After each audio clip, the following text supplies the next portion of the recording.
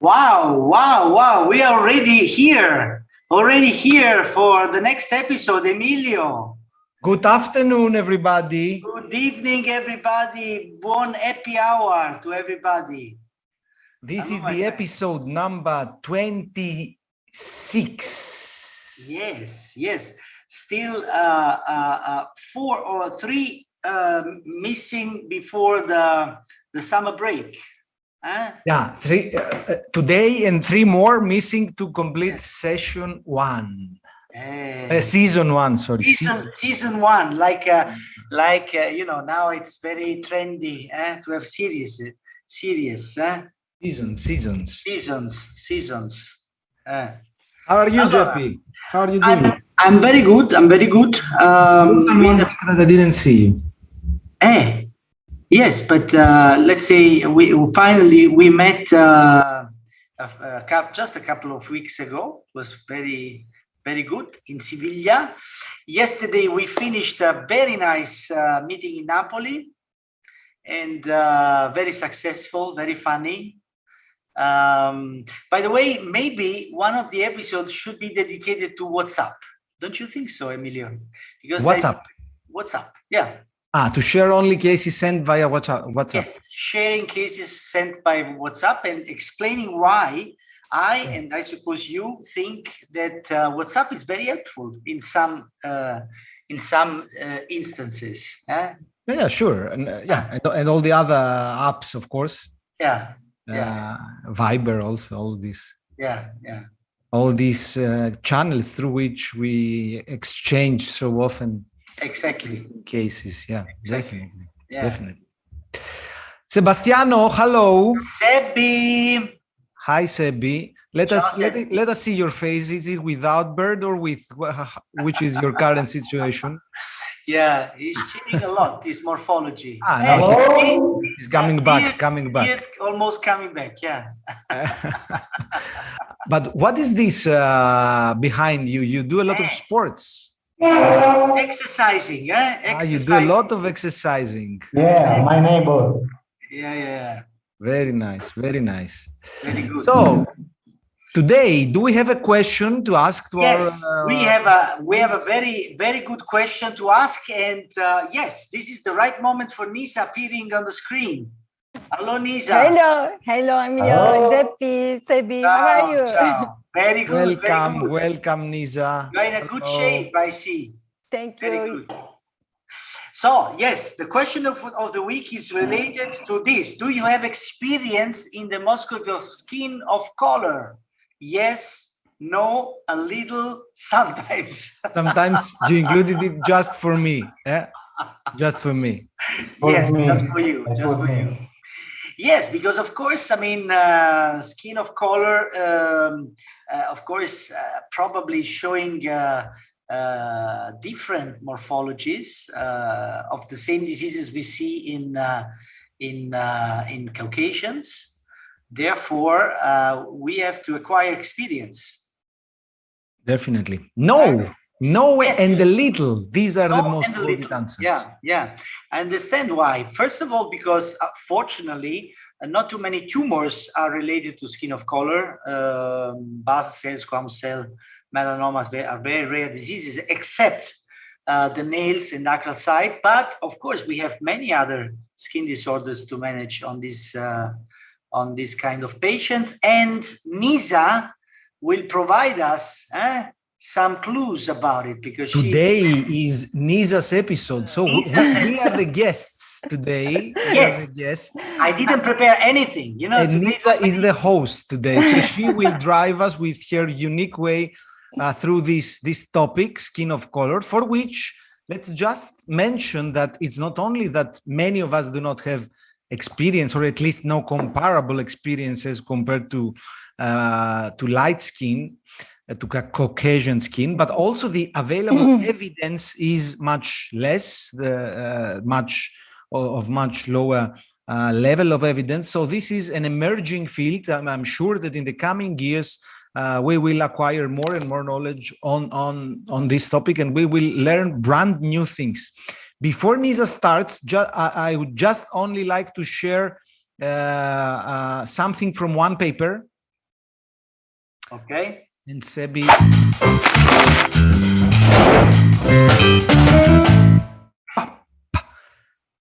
So the paper, let's say somehow the paper of the week today is this one.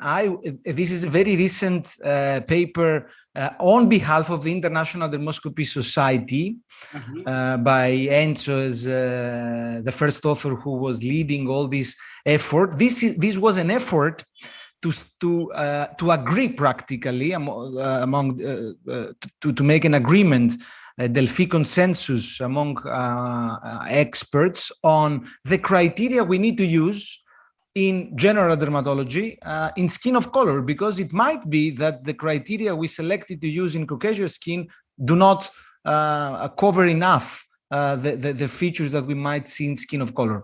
So the only thing that I would like to show, and then I will pass the word immediately to Nisa, is just one table, which is this one, showing which are the proposed parameters that have been agreed by the experts in this consensus. As we know, in Caucasian skin, the 5 parameters we propose to be evaluated are vessels, and this is also valid here with morphology and distribution, of course, that have to be assessed. Then scales, color, and distribution that need to be assessed. The third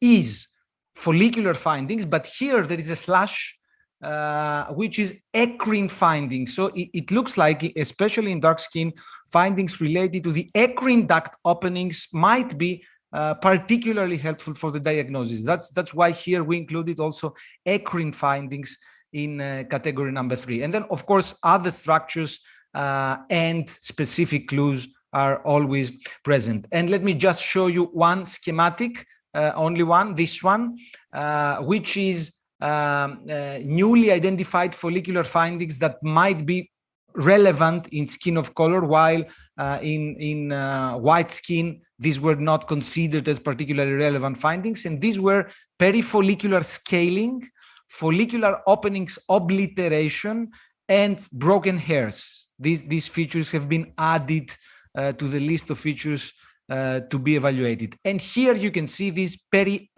eccrine opening related features, such as perieccrine pigmentation or eccrinostia obliteration.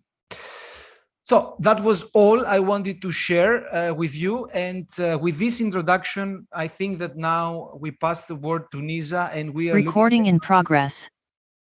To what Nisa has to share with us. Thank you, Emilio, for the nice introduction. And I'm going to talk about my presentation with lots of cases. And I will frequently cite Enzo's study, because we all learn from him. And I'm so proud to be take part in this study. Now, I'm sharing my screen. Until you share, we have many greetings from different countries as usually. So hello to everybody from all over the world, all the continents. I can see all the continents represented in the chat. Well, maybe with the exception of Australia. Nisa, whenever you're ready, you can. Can you see my screen? Yes, Emilio? Yes. Okay. Yes. Okay, let's start with the first slide. Now a little bit theoretical knowledge, and then I will start with the cases. In skin of color, dermatoscopy at first glance looks a bit challenging, but when you get used to see all those cases very frequently, and you learn and you increase your experience and knowledge on these skin types, and you begin not to worry about the lesions. In dark skin types, till now, many papers on dermatoscopy have been published, but less than 1% of these reports include dermatoscopy of skin color. And this is a big limitation, because the same condition may show different dermatoscopic findings according to skin types. These differences are generally due to several reasons. And if we have a look at this table, in the African skin, the melanin content is the highest. And in Caucasians, it's lowest as expected. And in Asian skin, it's average. The number of melanocytes are equal in all skin types. And the adnexal structures, follicles, that's why we see follicular reactions in dark skin types very frequently, because adnexal structures are much more prominent in dark skin types. And it is very less in Caucasians and also less in Asian skin. Also, melanosomes in darker phototypes are homogeneously dispersed, and they include, and they're much more activated, and they're much more bigger and produce higher amounts of eumelanin. And that's why we see the skin darker. And in fair skin types, these melanosomes are less activated, and they produce pheomelanin, and it has a color of orange or yellowish color, and the skin is much more lighter, and the nevus is also much more lighter in fair skin types.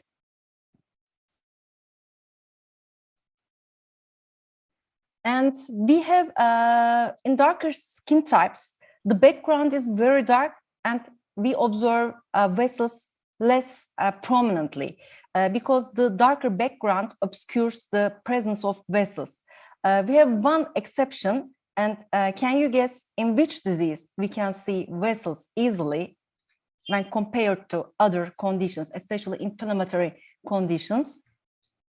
Psoriasis. Yeah, because in psoriasis, we have papillomatosis and we have acanthosis, and the background is much more lighter, and that's why we see the vessels much more prominently when compared with the other inflammatory conditions.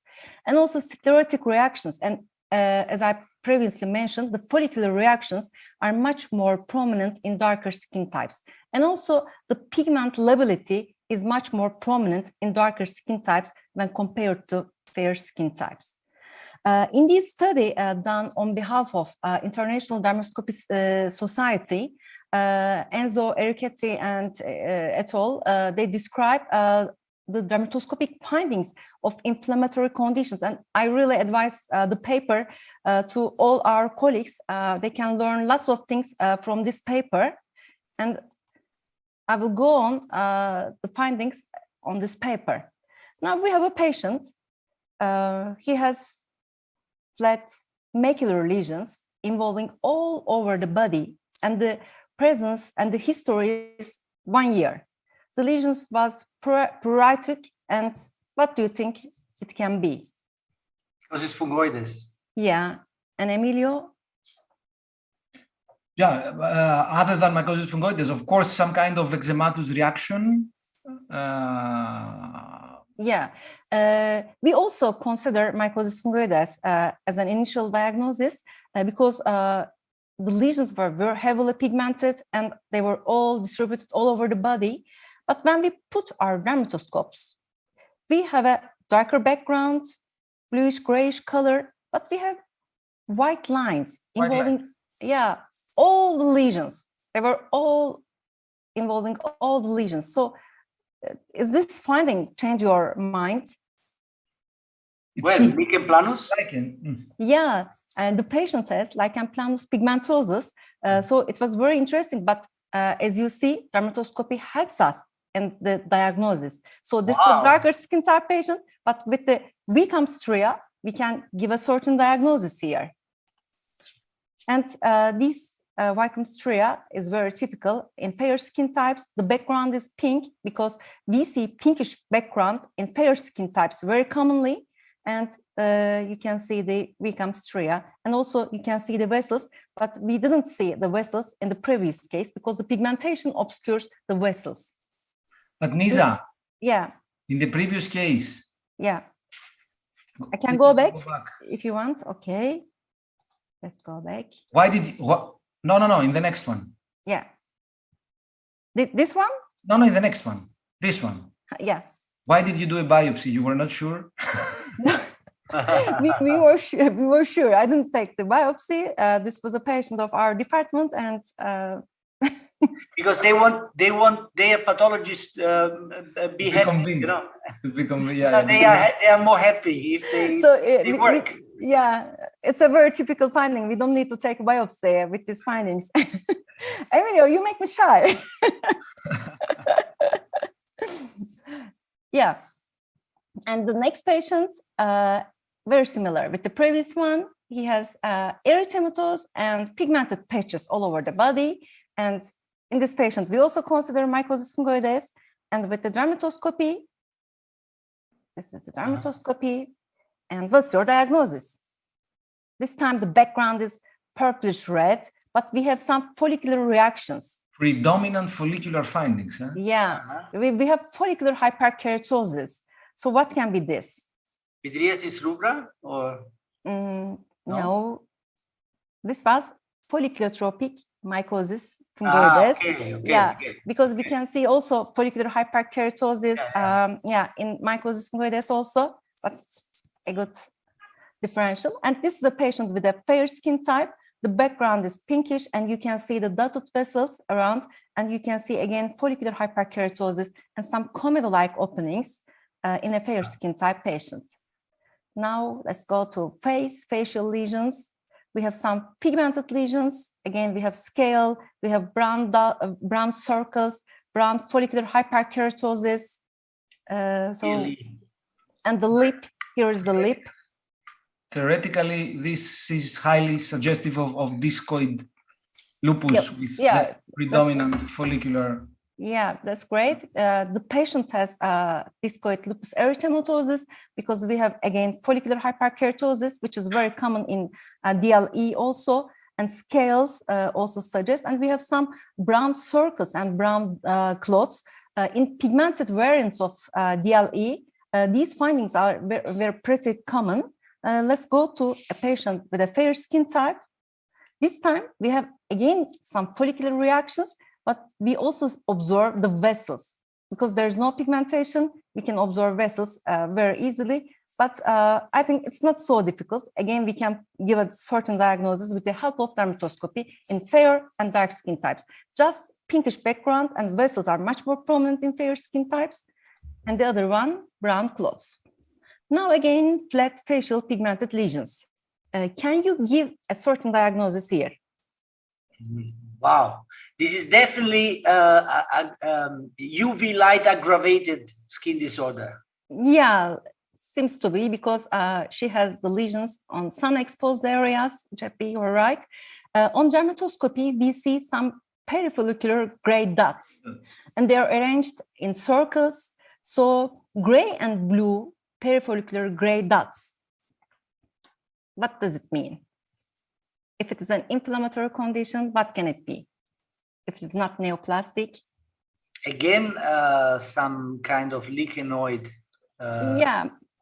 reaction. This is very typical for ashy dermatosis because in ashy dermatosis, we have perifollicular gray or blue dots. This is very typical for ashy dermatosis.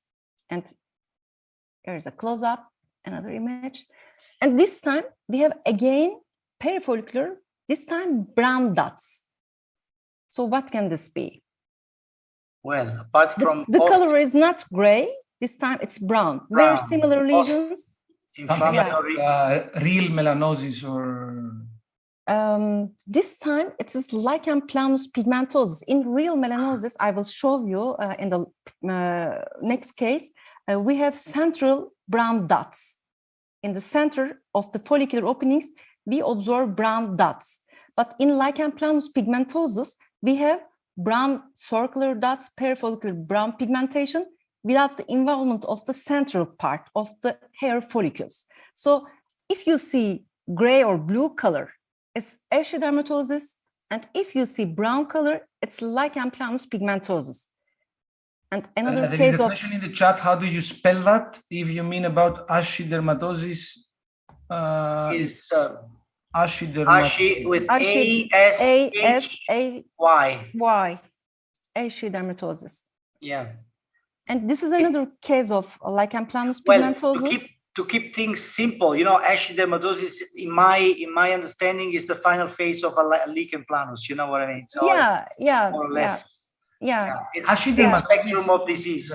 Is not a synonym with the so-called erythematous chromicum. Chromicum persans. They were all a spectrum. Very nice. Another patient with lichen planus pigmentosus, because again we see perifollicular brown dots, and we have scale. This time we have a little bit erythematous background. And now we have central brown dots, follicle and central. So this is real melanosis, okay? And now, do you have any guess? This patient has a renal transplantation history, and he said that all these flat pigmented lesions developed in the last 1 year. And he has these lesions all over his face, and he has a skin type 5. And we have perifollicular pigmentation, but we have also 4-dot clots inside the follicular openings. Mm-hmm. All the lesions have the very similar dermatoscopic aspect, perifollicular hyperpigmentation, enlarged follicular openings, white, and we have also 4-dot clots.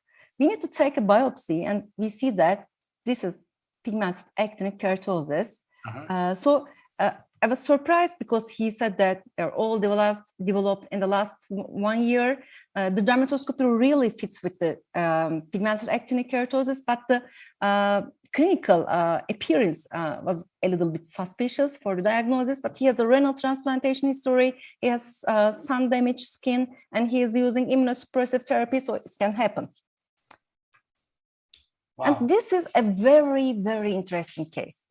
I think no one can get the diagnosis here because I was also surprised with the diagnosis.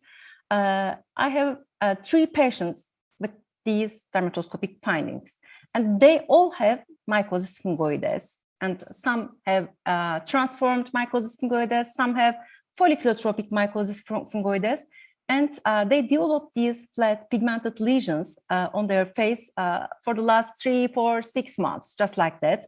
And when I put the dermatoscopy looks like an actinic keratosis because we have white circles, 4-dot clots, white and white follicular openings, and perifollicular hyperpigmentation. But when I take a biopsy, I see that these are all pigmented mycosis fungoides.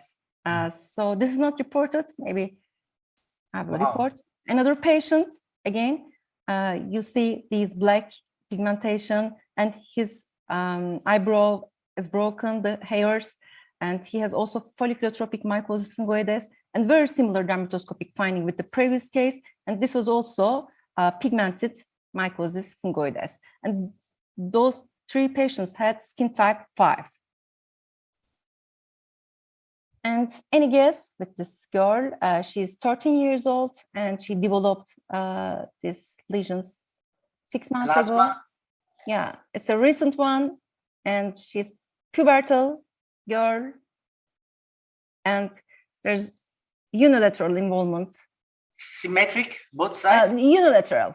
It's on the right side, yeah. Okay. Yeah. Do you want to see her eyes? Autonomous. Yeah, this is autonomous. In the study of Enzo, I'm also a quoter, but Enzo stated that in autonomous, there's a reticular pigmentation there can be. And sometimes you can see homogeneous pigmentation obliterating the follicles. In this case, we don't see any reticular pigmentation here, just structureless blue-gray areas, and there are some follicular obliterations here, but this is an autonomous, and it's a very typical case of autonomous. And now I'm going to show you a much more prominent case.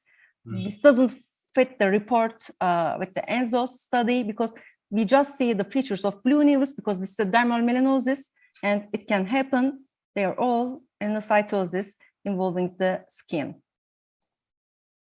So it's an easy one, but we observe, warts. It's a flat wart, and they are very pigmented because when the patients have dark skin types, the warts are also pigmented. In fair skin types, they are skin colored or pinkish. So we don't observe dotted vessels when there is pigmentation here. And this is a typical case of flat wart. In a fair skin type patient, you can see the dotted vessels. But this time, this is a clinical diagnosis. Dermatoscopy is not so very helpful, but clinic is easy.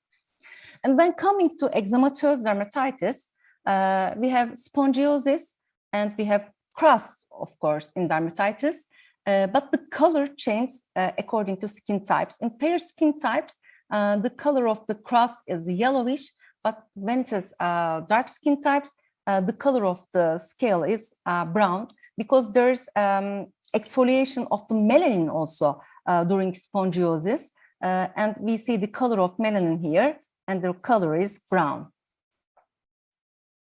And this is a typical case of psoriasis. You can see the scale here, and dotted vessels, they are homogeneously arranged. And this is a patient with a fair skin types. The vessels are very prominent. And let's go to a patient with a dark skin type. Vessels again are very prominent because, as I mentioned previously, we have acanthosis in psoriasis, and we have also papillomatosis. That's why we observe vessels very clearly in dark skin types. And it's again easy diagnosis, because when we see peripheral scales, it's most likely psoriasis rosea. The clue here is also the inner surface of the scales, because they are jagged. If we have jagged inner scales, this is very characteristic for psoriasis rosea. In darker skin types, we just observe very rarely the vessels, but when the skin type is fair, you can also observe dotted vessels in the center of the lesions.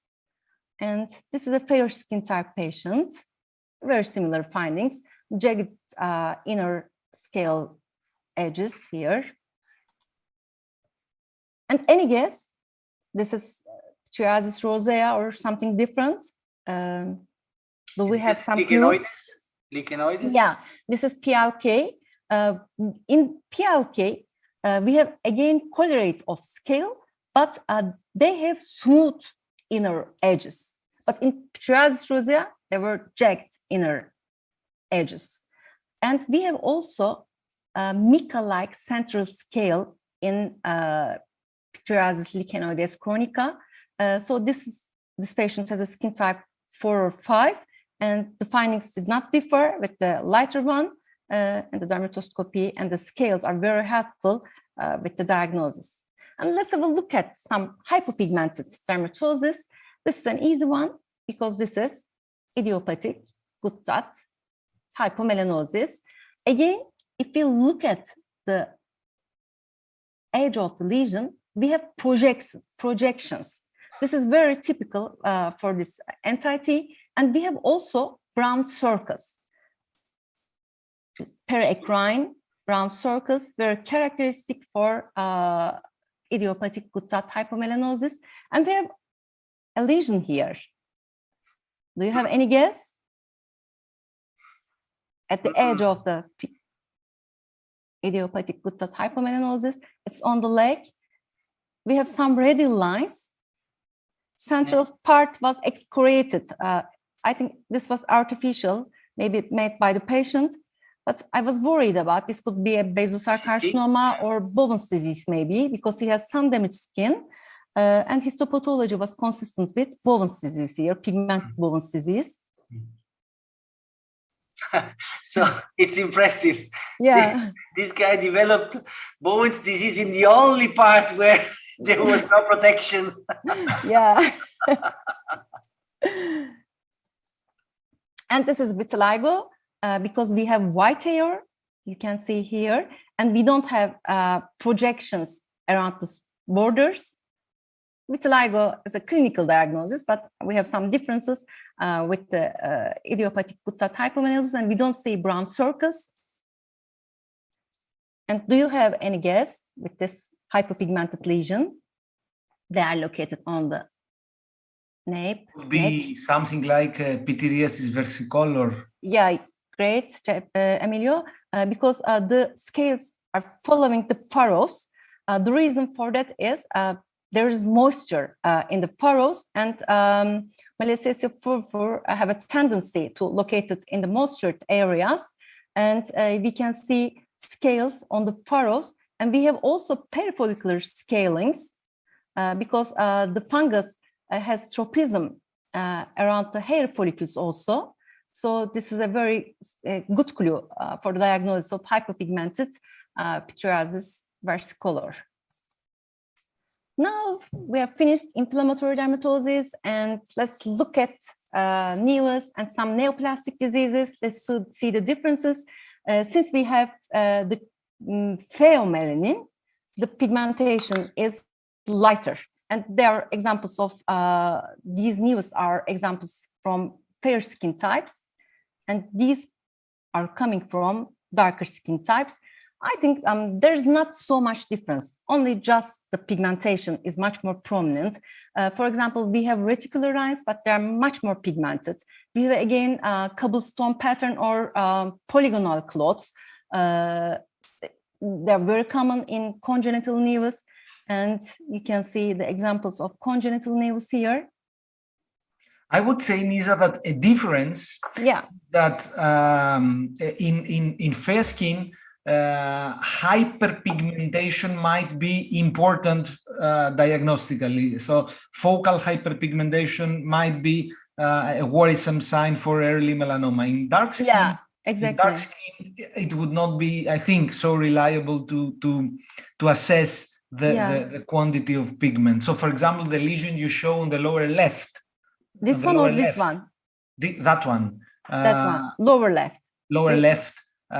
In fair skin, I mean, this is an eccentric hyperpigmentation, so could be suspicious. This one. This is? No, the next one. The lower left. Lower left. This can you see my arrow head? Yeah. This one. Yeah, maybe.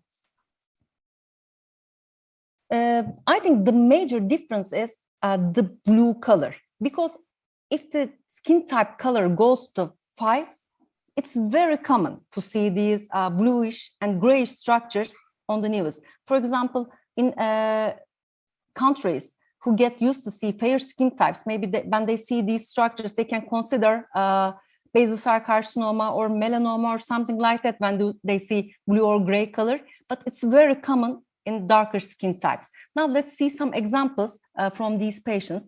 You can see again a pattern of clots, polygonal clots, and we have also terminal hairs on the lesion, and we have wobble sign, and the history is a very long-standing lesion, so we can understand that this is a benign nevus, and very similar, this is also another dermal nevus of the patient. And sometimes some of our colleagues can confuse these structures as the tumoral islands of basal cell carcinoma. But again, we see terminal hairs. When basal cell carcinoma is nodular, we don't expect to see terminal hairs on the surface because the tumoral islands destroy the hair follicles. So when there is a wobble sign, when there's long history, and when you see terminal hairs, you can easily differentiate nevus from basal cell carcinoma. Another lesion looking, and you can see again blue-gray structureless areas here, and this is a congenital nevus. You can see the terminal hair. Another congenital nevus looking like blue nevus here. Congenital nevus again looking like blue nevus here. Congenital nevus, you can see terminal hair and reticular lines at the periphery. We have blue and gray color. Again, we have blue and gray color in a dermal nevus. Very common dermatoscopic findings. And here's a comparison of two blue structureless lesions. For example, one is basal cell carcinoma and the other is nevus. We can easily say that the one on the left-hand side is a nevus because we see terminal hairs. Because if this is a basal cell carcinoma, it should be a nodular one because we have blue color. But if you look at here, the hairs are around the lesion and we don't have any hair on the lesion. This is a basal cell carcinoma, a very heavily pigmented one. And sometimes they can be very black. You can see black clots, black clots, black clots, and this is different. You can see radial lines converging to a common base, and this is a heavily pigmented basal cell carcinoma. And in these cases, we have pattern of clots, and these are congenital nevus. So again, with the clues, we can differentiate the lesions. And very similar lesions, you can see the effect of eumelanin and pheomelanin, orange and dark brown and black. And we have radial lines converging to a common base. Again, two lesions They are both located on the nose. One is from a fair skin type patient and one is from a dark skin type patient. You can see how pigmentation obscures the vessels. We just see brown structures, but if you look at carefully, we can see the underlying vessels here are branch and serpentine vessels. The vessels are much more prominent here, and we can see also ulceration here easily because we don't have any pigmentation, and you can see also fiber sign very easily because there is no pigmentation. So it's easy with the fair skin types maybe. In this patient, you can consider maybe blue nevus, thermal nevus, but again, with the help of the hair follicles and the wobble sign, we can differentiate these entities. And now I would like to show you a case. We have blue structures and we have white lines, and we have some brown dots and clots at the periphery. These white lines obscure the underlying structures, and when you use non-polarized light of the dermatoscope, these white lines disappear, and the vessels are much more prominent, as you can see, and the vessels are serpentine and branch vessels of basal cell carcinoma. So you can also use the polarized and non-polarized modes of your dermatoscope to see the underlying structures.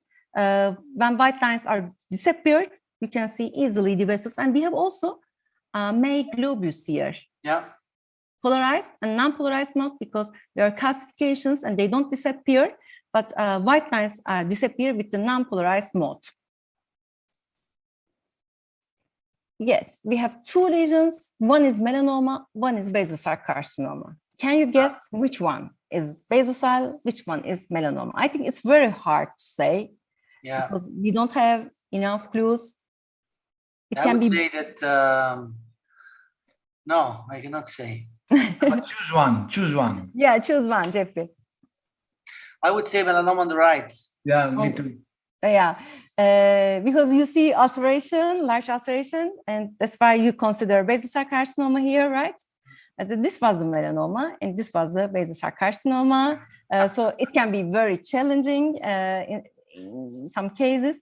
Maybe here we have also Meyerson phenomenon. You see red stripe. It's generally very rare in basal cell carcinoma. Maybe it's the red skin around is a sign for melanoma. Yeah. You see, we spoke about it. The background. Our brain is not usually taking care of the background. Yeah. It's, by the way, very important. Yeah. And when coming to sepka is sepka. Sepkay is sepkay. It's same, I think. There's no difficulties with the dark skin types and fair skin types. These are coming from fair skin types and these are coming from dark skin types. Sometimes the black clots, comedy-like openings are much more prominent in dark skin types. And you can see the examples. But again, the problem is with the blue color. When there's too much acanthosis in seborrheic keratosis in dark skin types, we have also blue color, as you observe here. And another problem is when sepkay is traumatized, we have white lines. For example, you can see the white lines here and white lines here, and they are polarization-specific white lines. In these conditions, I generally give topical steroid in combination with antibiotic and call the patient 10 days later, and these all white lines disappear, interestingly, because when there's no irritation, when it's healed, these white lines also disappear. So well-demarcated borders maybe is a clue for a sepkay, and maybe a long-standing history. But in these cases, I make biopsy in all these cases, and they're all seborrheic keratosis. And I think I present this case previously here. This patient has a seborrheic keratosis, and in another center, a physician performed cryotherapy, and after 1 month of the cryotherapy, he admitted to our department. And when I see these structures, they were very bizarre looking, and some polygonal, very heavily pigmented, and some of them are grayish. I guess that they could be a melanophages, but I wasn't so confident enough because there was a cryotherapy history. So I need to take a biopsy, and this was lichen planus like keratosis. All the seborrheic keratosis features gone. and only just melanophages can also give this appearance in heavily pigmented skin types.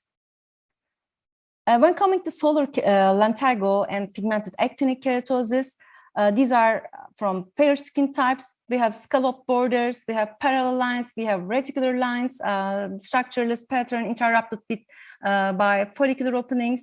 We see all these structures in dark skin types also, but again, we have another big problem.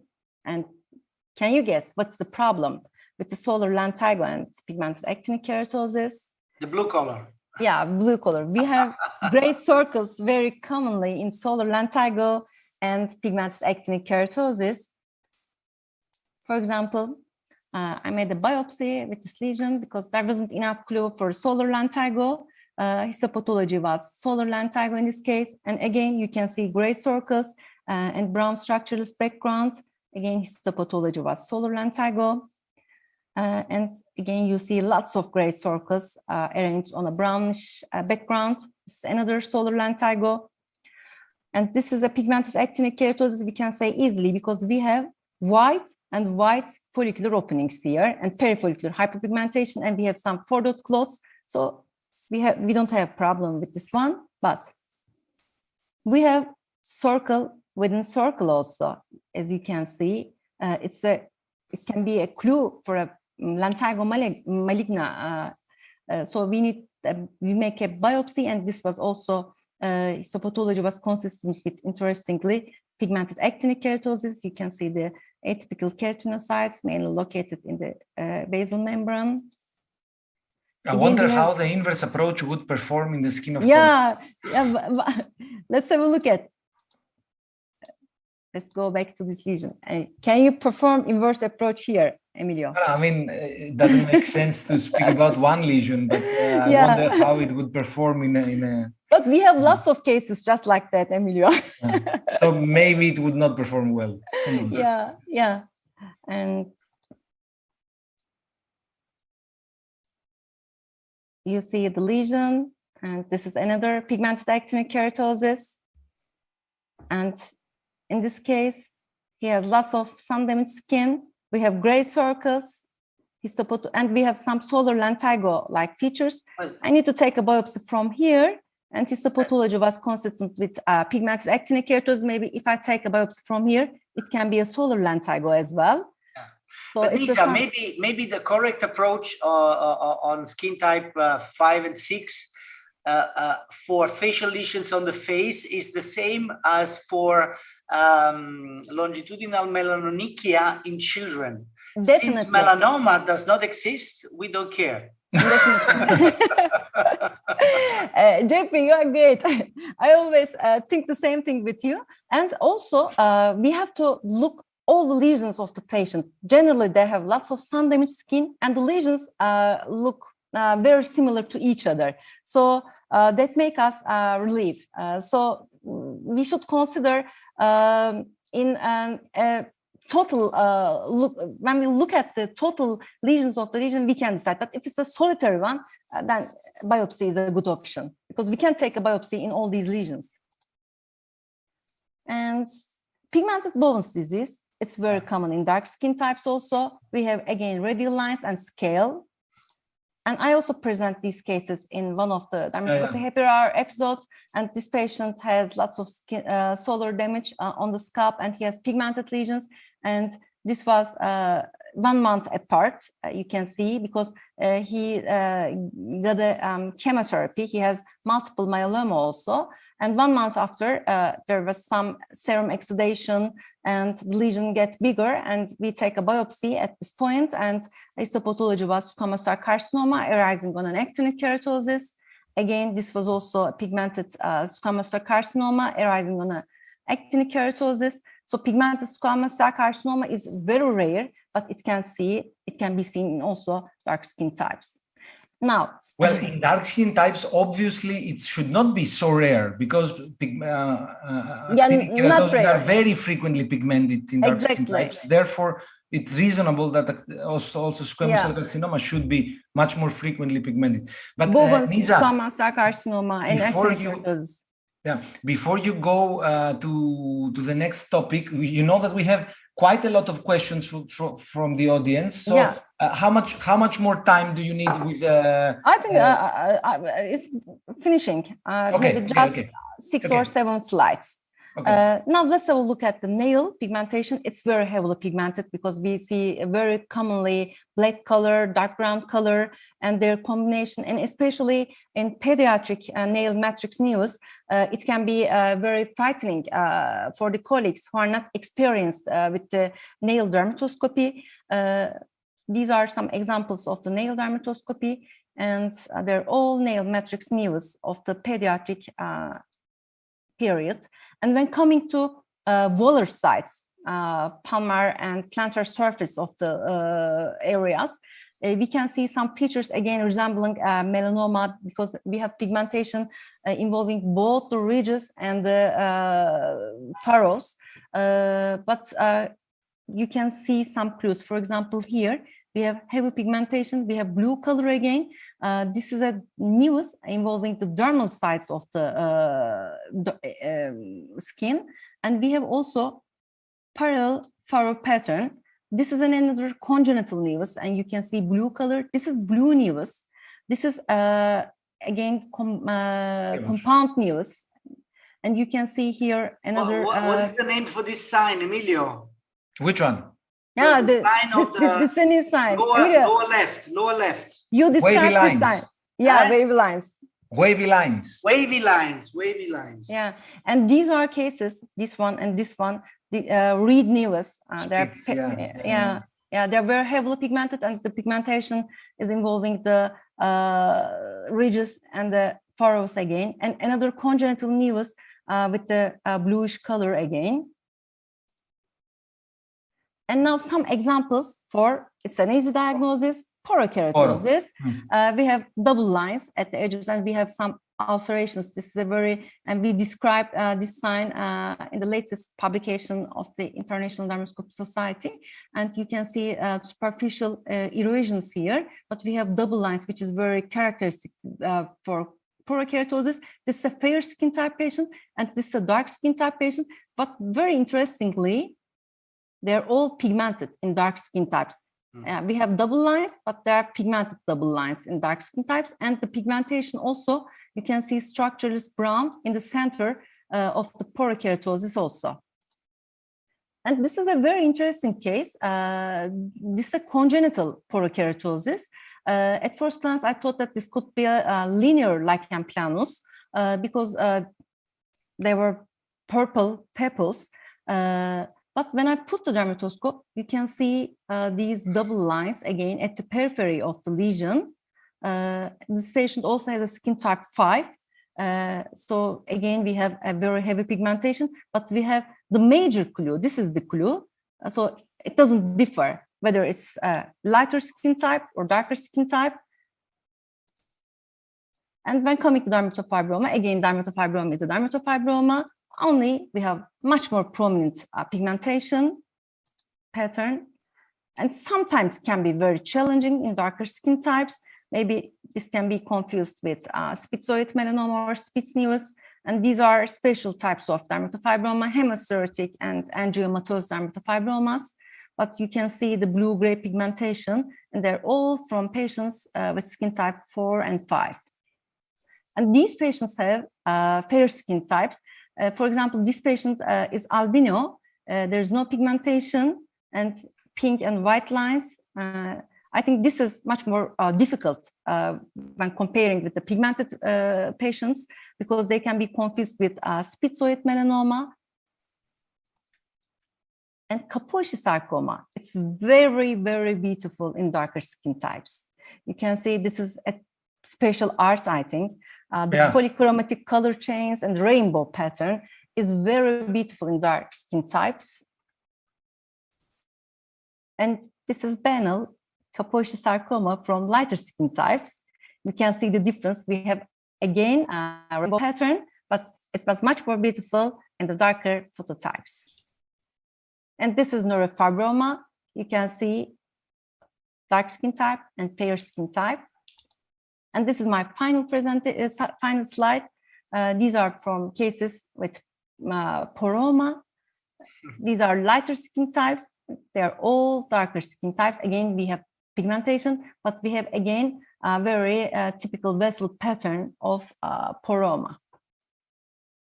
Wonderful. Wow, Nisa, this is terrific. Let me tell you, terrific. Wonderful. Thank you. Really. Thank You so much. To summarize the entire world of dermatology on skin of color in 30 minutes. Yeah, there are lots of entities, Geppi, because I cannot summarize all. I cannot tell all the entities to you. Yeah. Just shows. I would like. This is a great overview in order to get the idea that we still have some very, very useful clues to use in order to make a good differential. Yeah. We have really a lot of questions. Emilio, don't you think that we could skip for today the cases of the participants and maybe for the next show? We cannot skip the gift, but we will skip the rest of the cases. Exactly. Yeah, but for the next episode, we will go through all of them. Maybe we just dedicate one session to all of the cases, because there are a lot. I mean, Pascal is asking a very basic but important question. What do you mean with skin of color?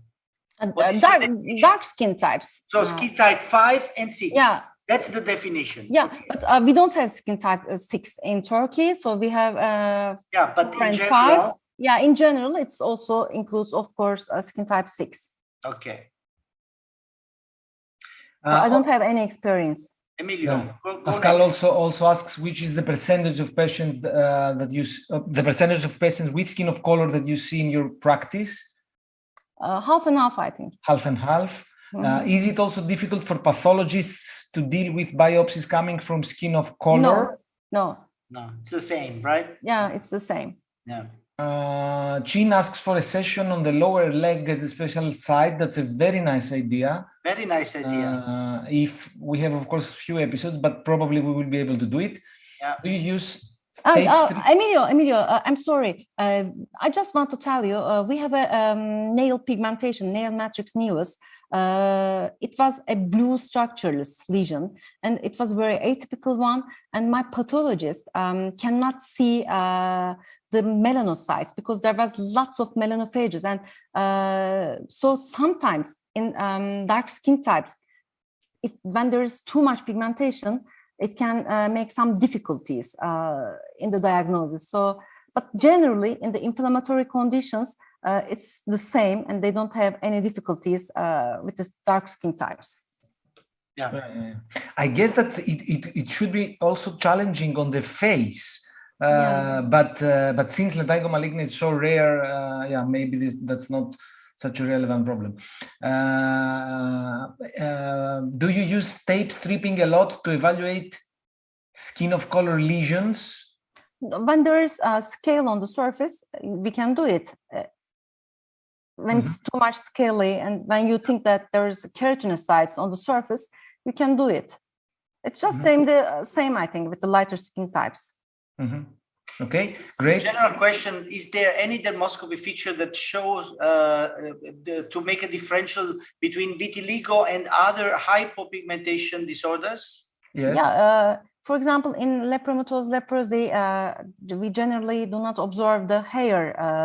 The hair are broken, and in vitiligo, the hairs are whiter, and the borders of the depigmentation is generally well demarcated when compared to, for example, idiopathic Guttat hypomelanosis. In idiopathic Guttat hypomelanosis, there's some projections, and as I mentioned, in tinea versicolor hypopigmented variant, we have scales following the furrows. In the creases. Like in the creases. If blue nevus is so present in common dermal nevus, how do you make the difference? So since blue color is so frequent in common nevi, how do you make the difference from blue nevi? Yeah, it's a very good question. In blue nevus, we have just blue structureless, but in dermal nevus, it's generally elevated, and we have wobble sign again, And we have sometimes perifollicular hyperpigmentation. In blue nevus, perifollicular hyperpigmentation is not very common as in dermal nevus with the congenital types. So these are the difference. And can you add something more, Emilio or Geppi? No, it's okay. How to differentiate Akay's LP? LP means what? LP lichen planus. Lichen planus. And the discoid LE lupus. on the face of skin of color. How can I differentiate LPLK with? See, probably AK, LPLK, and DLE on face of skin of color. Yeah, it's a good question again, because sometimes pigmented actinic keratosis can be confused with DLE, but generally DLE is multiple, and follicular hyperkeratosis is much more prominent, and we see scales much more prominent when compared to pigmented actinic keratosis. Okay, and last question, ashy dermatitis can be a paraneoplastic disease? Not in my understanding, but it could be a kind of, because it's fungoid. So the clinical morphology could resemble ashy dermatosis, but then when you make a biopsy, then a mycosis fungoides is diagnosed. What is your opinion? Actually, I don't understand well what he means. Paraneoplastic. For ashy dermatosis? If ashy dermatosis could be paraneoplastic is the question. I don't think so. Yeah, I never heard about it. It could be that mycosis fungoides might be very similar to. Might be similar. Yeah. Exactly. Yeah. And blue nevus versus BCC says versa is obviously much more tricky to discriminate in skin of color as compared to dark skin for obvious reasons, because blue color is much more frequent. Beautiful. Ragazzi, it's 8 o'clock. We have to close the discussion. But this was very, very full of information. Super full. So Nisa, thank you so much. I guess if we made even 2 episodes, it would be still not enough. So by the way, I don't know if we have Konstantinos waiting to be connected. If yes, please, Sebi, let him in. Of course, we will not do also the dermoscopy cases tonight, but just to say hello in case he's waiting for us. So what we will do is, of course, to show the gift, Penelope's gift, and to play our usual Kahoot. So I don't know if Konstantinos is here. In the meanwhile, I think so. Konstantinos is not online. Okay. So let me share, because there is also a special gift for Konstantinos from Penelope. So then I will not show it. If Konstantinos is not here, I will not show it. I will show it next week. Konstantinos will be present. So let's see the gift, which is for all of us, as usually, by our dear Penelope. The white challenge. Very nice. The white challenge. Let me give you first number 3. Wow, this is so nice. One is Sepk. One is Sepk. Yeah. Well, but number 3 is onychomatricoma, right? Yeah. Okay. Choose something for number 2. Mucous cyst. Yeah. Number 4. Why not? Number 4. Number 4, melanoma. Number 5. Number 5, epidermal cyst. Number 6. Squamous cell carcinoma or dermatocarcinoma. Wow, Nisa, you were very good, I have to say. Because I answered these questions in the Facebook. You know it. Okay. By the way, in lesion 1, look at this wonderful hairpin vessel. Yeah. I mean, this is it a this seborrheic is exciting. Irritated. Well, it is a seborrheic keratosis. Yeah. And number 2 is a mucous cyst, onychomatricoma in 3, melanoma in 4, epidermal cyst in 5, and dermatofibroma in number 6. Wonderful images as usually by our dear Penelope. Thank you so much. And I will not show, although I promised to Penelope I will not show the special gift to Konstantinos, since he is not here to see it. So I think that we are ready to play our Kahoot for tonight. Yes. What did you prepare? Easy or difficult? I think easy, but let's see. Yeah. Let's see. Let's see. So let's start.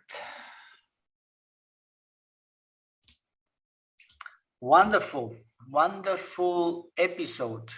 Wonderful episode, and honestly, if we had realized, we would do 2 episodes for this topic. Don't you think? You know so? that I have, just to tell you a story while waiting for the Kahoot number, which is here 8243339.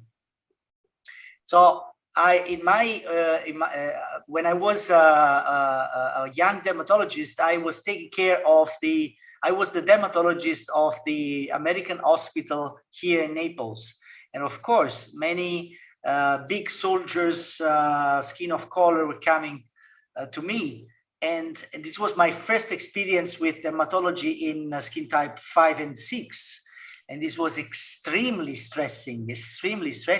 Also because my English was really bad. Today is bad, but at that time it was really bad. So no history because I couldn't understand anything. No red color at all. So the only clue that I had was the location of the lesions.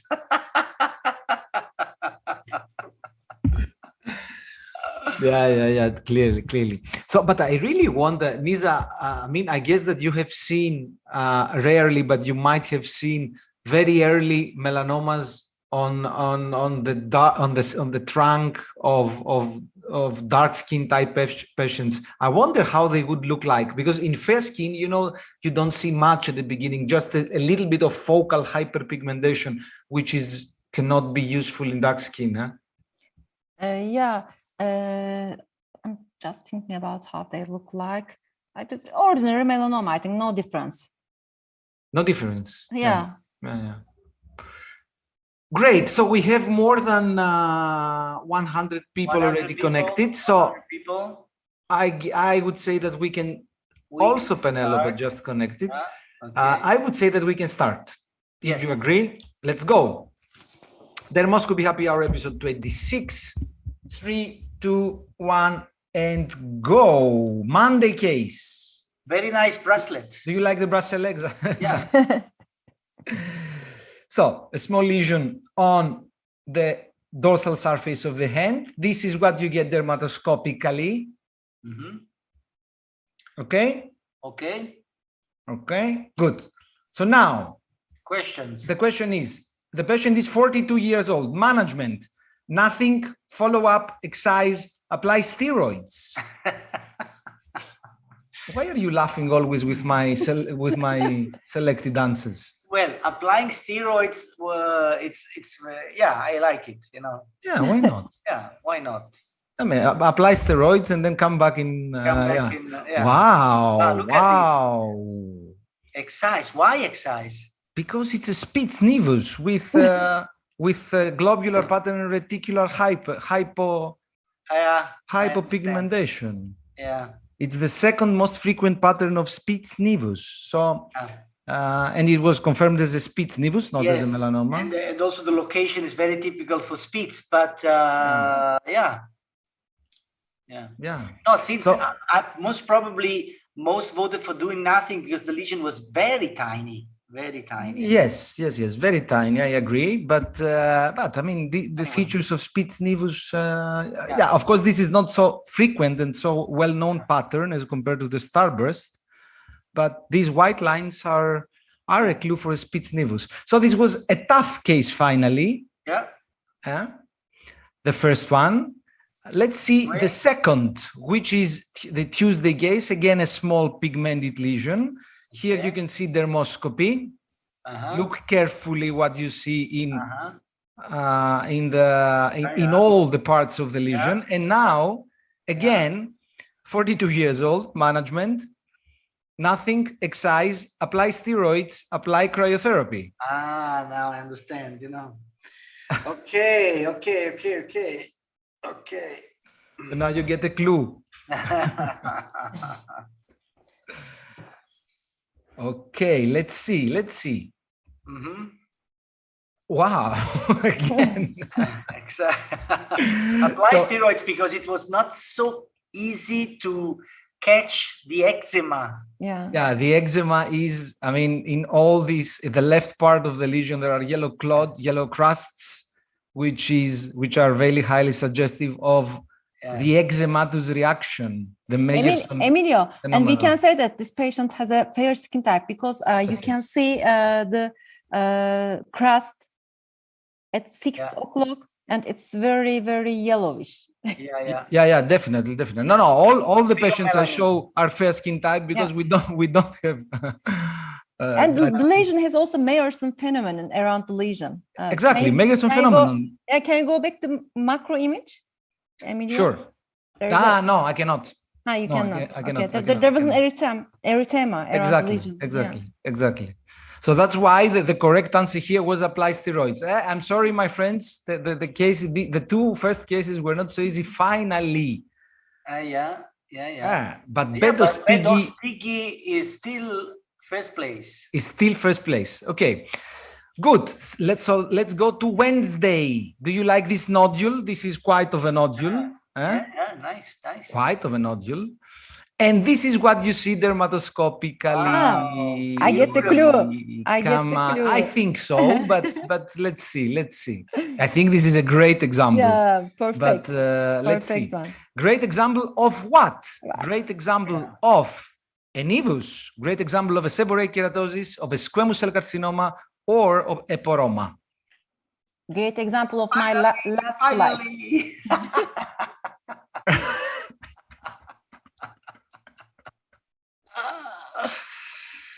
Wow. This was a great example of a poroma. Bravi. Great example of a poroma with these cauliflower-like vascular structures and also the fat vessels, the red globules. So a nice case of a poroma, although not in a... Can you imagine to perform a diagnosis of poroma 10 years ago without dermoscopy? No way. No, impossible. No way. Although not in a typical location, but it was a poroma. Very good. Which brings Fran. By the way, all these names are brand new in my view. Brand new, yeah. Yeah, I think so. Dark skin.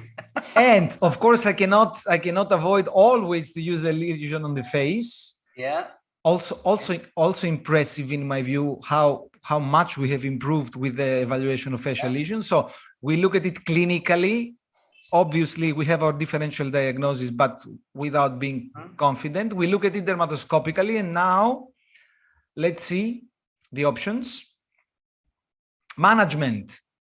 How many you think? Biopsy, excision, follow-up, cryotherapy, whatever. My responses today are a little bit, Whatever is nice. It's a little bit, fluid. Yeah, but there is, Yeah, you see. Yeah, whatever. Yeah. Come on, whatever. Yeah. What is that? This is a solar lentigo. So whatever. We don't care. So cryotherapy can be an option also. Yeah. Whatever means anything you like. Yeah. It doesn't matter. Yeah. What you're going to do. Yes. Okay. But definitely it was a lesion with a clear-cut network. So, I mean, this is a strong clue for solar lentigo. And Fran is still the first. And finally, so today I would say the quiz was really tough. Really tough, let me tell you. Maybe the toughest ever. And it continues to be tough with the last case, which I thought was the most difficult. So this is a Friday case, clinically, dermatoscopically. Wow. And there you go. Let's see. Nevus, wart, nerinoma, poroma. I have some very similar case diagnosed with poroma. So if you I just wonder what's if you got 2 poromas this week is a miracle, right? Yes. By the way, the vessels are here. Sorry, the vessels are here. By the way. But I mean, what is impressive is this penis-like structure in the middle. So I mean, in the Kahoot today was a disaster. I mean, I don't think that ever we had so few correct answers. So we need a special to congratulate, especially the winners of today. Yeah. It will be really. I mean, they won in the most difficult Kahoot. So Marmalade in place number 3. Kezia, even today. In place number 2, and Dark Skin. This is wonderful. This is really wonderful. Dark Skin is great. Come on. Who is Dark Skin? Now we need to see Dark Skin. We need to see Dark Skin and congratulate. Yeah, I must confess that Dark Skin is Nisa. Who, you? Really? No, really? Come on. That's why I said that cryotherapy can be an option, because I choose cryotherapy for Lantigo. Okay, so Nisa, Nisa, you did everything today. Today it was your day, really. You did everything. So you should understand who is Dark Skin. Wonderful. Okay, guys, thank you very much. It was really very funny. Thank you for everybody staying with us. Next episode, maybe legs, maybe what's up, who knows?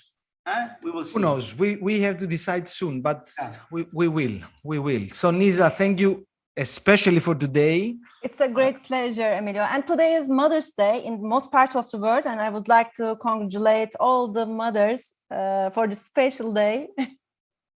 Definitely. Very good idea. Great. Excellent. Un bacione. Baci. Ciao, ciao. Goodbye. Thank you all. Bye-bye. Bye-bye.